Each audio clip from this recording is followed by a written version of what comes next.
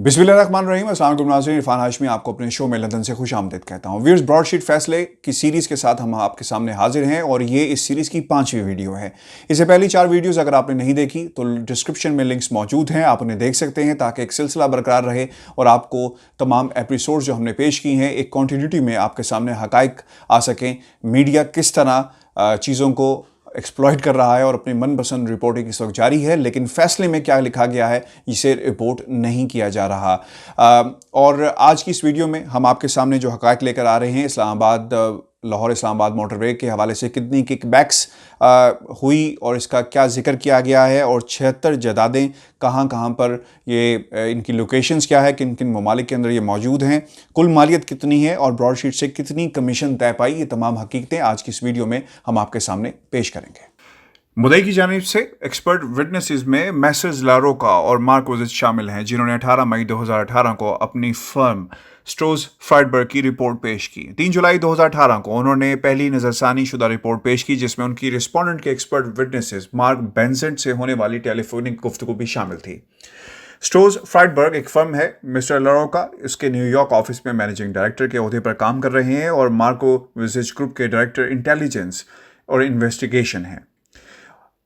वो एक इंतहाई कामयाब वकील हैं और अमरीकी महकमा इंसाफ में प्रोसिक्यूटर भी रहे हैं, जबकि मिस्टर मार्क वोजिच अकाउंट्स और अकाउंटिंग का शानदार तजर्बा रखते हैं। रिस्पोंडेंट ने सबसे पहले मिस्टर मार्क बेंजेट को बुलाया, जो FTI कंसल्टिंग कंपनी के मैनेजिंग डायरेक्टर हैं। उनके बाद इसी ऑफिस के दुबई में मौजूद दफ्तर के सीनियर मैनेजिंग डायरेक्टर यासिर दजानी से रुजू किया। दजानी असासों की तलाश और उनकी रिकवरी के मामलों में वसी तजर्बा रखते हैं। चारों गवाहान को अपनी माहिराना शहादत पेश करने के लिए महदूद हदायत जारी की गई। SF रिपोर्ट पेश करने वाले मिस्टर लारोका मार्क वोजिच ने सिर्फ शरीफ फैमिली से मुतल्लिक मामलात पर तहफ़्फ़ुज़ात का इजहार किया, जो कि सुप्रीम कोर्ट ऑफ पाकिस्तान में JIT ने अपनी रिपोर्ट में पेश किए थे। मिस्टर बेंजेंट को रिस्पोंडेंट की जानिब से हदायत दी गई थी कि वो सिर्फ SF रिपोर्ट पर तवज्जो दें और इस पर बात करें। उनकी गवाही शरीफ ख़ानदान के मामला तक ही महदूद रही, वो भी ख़ास तौर पर असासों की शनाख्त और उनकी कीमत से मुतल्लिक। दूसरी जानिब मिस्टर दजानी को हदायत दी गई कि वो अमूमी तौर पर असासों से होने वाली रिकवरी पर तवज्जो मरकूज़ रखें, ख़ास तौर पर शरीफ ख़ानदान के 2003 के ARA की तहलील के बाद ऑपरेशंस पर तबसरा करें। स्ट्रोज फ्राइडबर्ग को हदायत दी गई कि वो JIT के फोरेंसिक ऑडिट का मामला उठाएं। इसमें शरीफ खानदान के रिकवर किए गए असासे और उनकी कीमत का तयन भी शामिल है। उसके नतीजे में 76 जायदादों की एक फहरिस्त सामने आई, जो बरतानिया, मुत्तहिदा अरब अमारात और सऊदी अरब तक फैली हुई थी, जिसकी मजमूई कीमत मिस्टर बेंजेंट की जानिब से $820.8 मिलियन बताई गई। तीसरी हदायत ARA की शिक 4 के तहत ब्रॉडशीट के हिस्से के 20% का इतलाक था, जो $164.2 मिलियन बने, जबकि सूद शामिल होने के बाद ये बढ़कर $304.6 मिलियन की रकम बन गई। सूद के मामले को अलग भी देखा जाएगा। जायदादों की फहरिस्त को इसमें शामिल नहीं किया गया, जिसे $500 मिलियन या मनी लॉन्ड्रिंग कहा गया है। ये 76 मामला भी झैल में अलग से देखा जाएगा। यहाँ पर जायदादों का जिक्र किया गया है, जिन 76 जायदादों का ऊपर तस्करा किया गया, इसको अलग से देखा जाएगा। SF लिस्ट में मौजूद 76 असासों की मालियत के हवाले से कई तजाद सामने आए। मिस्टर बेंजेंट ने SF के अदाद शुमार के हवाले से मुतादिद सवाल उठाए। उन्होंने कहा कि वो समझते हैं कि वो असासे जो पाकिस्तान में ज़ाहिर हुए उन्हें इस फहरिस्त से निकाल देना चाहिए, क्योंकि ARA के तहत ब्रॉडशीट की सरगर्मियां पाकिस्तान में मौजूद असासों पर लागू नहीं होती। ताहम उन्होंने ये भी तस्लीम किया कि ट्रिब्यूनल की स्वाबदीद है कि वो फैसला करे कि क्या इन असासों को शामिल होना चाहिए या नहीं, और मेरा फैसला ये है कि ऐसा करना मुनासिब होगा ताकि ARA की शिक 4 में मौजूद अल्फाज को पुरअसर किया जाए। दूसरी बात ये कि उन्होंने दावा किया कि $41 मिलियन के 4 ऐसे असासे भी हैं जिन्हें दोबारा शामिल किया गया है। इस हवाले से स्ट्रोज फ्राइडबर्ग ने अपनी नज़रसानी शुदा फहरिस्त में भी तब्दीली नहीं की। तीसरी बात यह कि ऐसी SF प्रॉपर्टी की मालकान कंपनियों की अकाउंट ऑफ लाइबिलिटीज हासिल करने में भी नाकाम रही। चौथी बात यह कि 76 आइटम्स की फहरिस्त में वो फंड्स भी शामिल हैं जो मौजूद नहीं या जिन्हें शरीफ खानदान से रिकवर नहीं किया जा सकता। इससे 76 में से 69 आइटम्स और 98% वैल्यूज पर असर पड़ता है।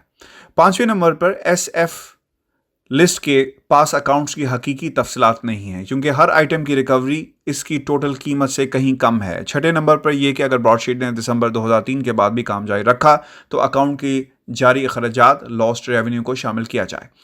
مسٹر برنزڈ کے تخمینے کے مطابق براڈ شیٹ کا لاسٹ ریونیو کم از کم 2.3 جبکہ زیادہ سے زیادہ 2.9 ملین ڈالر بنتا ہے، اور اگر اس میں سے فرضی لاگت کو نکال دیا جائے تو یہ زیادہ سے زیادہ 0.6 ملین ڈالر بنتی ہے۔ براڈ شیٹ نے 2.1 ملین ڈالر خرچ کیے۔ مسٹر دجانی نے اصرار کیا کہ ایس ایف کے اعداد و شمار میں شریف خاندان کے اثاثوں کی مکمل مالیت شامل تھی جیسا کہ اسے کرنے کو کہا گیا۔ مسٹر لارکو نے تسلیم کیا کہ ایس ایف کو ریکوری ریٹس پر کام کرنے کو نہیں کہا گیا تھا، اس لیے اس نے ایسا نہیں کیا۔ مسٹر دجانی کا تخمینہ برطانیہ کے لیے تھا اور یہ ایڈمرل حق کے نیو جرسی والے معاملے میں حاصل کردہ رقم سے 23% سے 35% کم جبکہ سعودی عرب اور یو اے ای کے مقابلے میں 0 تھا۔ مسٹر برنزڈ نے برطانیہ کے لیے 15 سے 20% اور سعودی عرب اور متحدہ عرب امارات کے لیے 5% تھا۔ مسٹر دجانی نے مزید کہا کہ ایس ایف ریکوریز کے لیے درکار وقت میں دائرہ اختیار سے متعلق معلومات جمع کرنے میں ناکام رہا۔ براڈ شیٹ کی 2003 کے بعد national on going cost per بات کریں تو مسٹر دجانی کے تخمینے کے بعد یہ 1 لاکھ سے 1,40,000 امریکی ڈالرز بنتے ہیں۔ میں سمجھتا ہوں کہ ان معاملات کو ان 76 آئٹمز کی اس فہرست سے نہ جوڑا جائے جو سٹروز فرائیڈ مین کی جانب سے پیش کی گئی۔ اگر میں ایسا کرنے کی کوشش کرتا ہوں تو میرے لیے ایک ناممکن ٹاسک ہے۔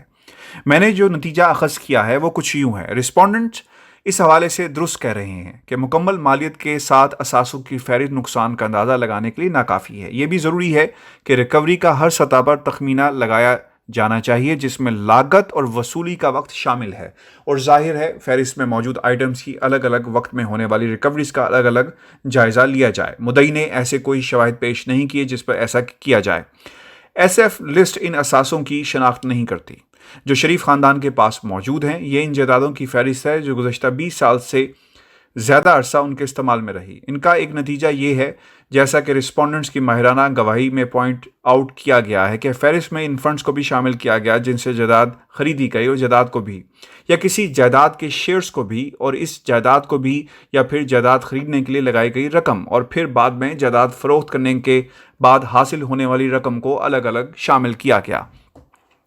ایک ایسی مثال ایسے ہی پیش کی گئی جسے ہائی وے کک بیک کا نام دیا گیا۔ فہرست میں اسے آئٹم نمبر 30 لاہور اسلام آباد ہائی وے کک بیک کہا گیا ہے۔ اس کی مالیت 160 ملین امریکی ڈالرز ہے جبکہ تاریخ 1 جنوری 2004 درج کی گئی ہے۔ اس میں کہا گیا ہے کہ اس بات کے شواہد موجود ہیں کہ 2016 میں سپریم کورٹ میں پیش کی گئی ایک پٹیشن میں بتایا گیا کہ نواز شریف نے اپنے شہر لاہور سے اسلام آباد کے لیے موٹر وے بنانے کی منظوری دی، اور اس دوران انہوں نے خود یا ان کے معاون افراد نے کانٹریکٹر سے 160 ملین ڈالر کی کرپشن کی۔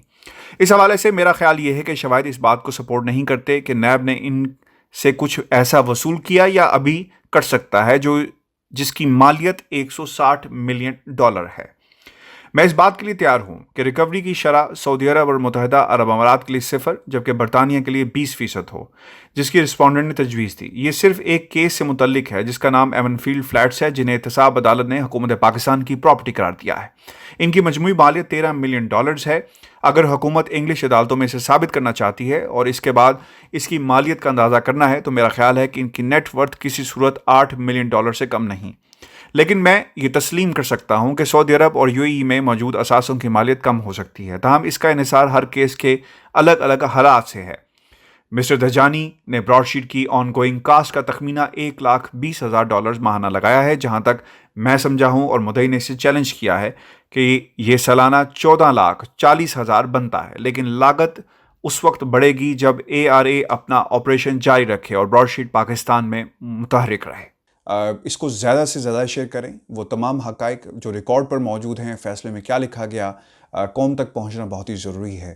چینل کو سبسکرائب کیجئے گا، اور اگلی ویڈیو میں ہم آپ کے سامنے جو مزید حقائق ہیں وہ لے کر آئیں گے، اور جو 6th پورشن ہے، جو 6واں حصہ ہے جس میں کیا کہا گیا ہے، وہ حقائق آپ کے سامنے رکھیں گے۔ اجازت دیجیے، اللہ نے کے بعد۔